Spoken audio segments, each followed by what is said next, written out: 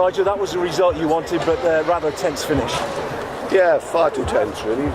But, I thought we were the better team today by far, and we deserved that result. And there was a couple of weird decisions right towards the end of the game in particular, which put us under pressure.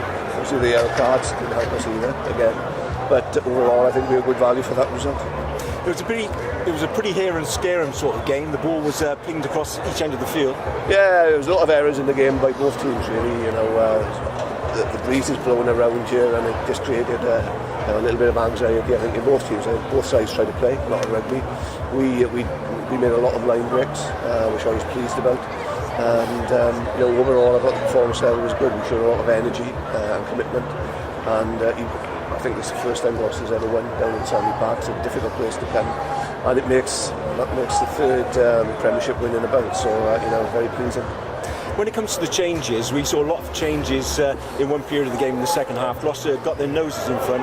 Is that for new energy, different things you see in the game? Can you explain that to us? Yeah, it's for a number of reasons, but a couple of the players were just walking.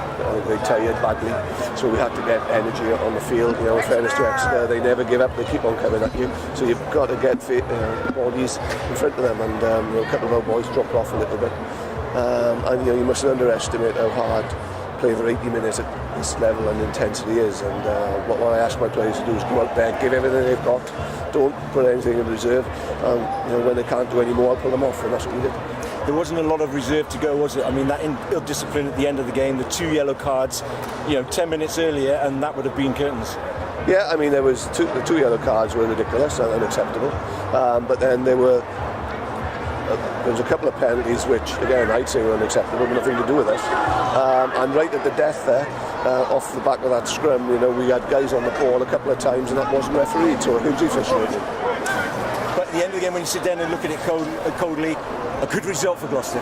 It's a great result for us, as I say, off the back of 2 other wins on the bounce, and the fact that we've never won down here. And it's a difficult place to come. They're a quality outfit. They get a lot of plaudits, rightly so. But right now we're on top. We're above them in the league. Thanks for your time. Cheers.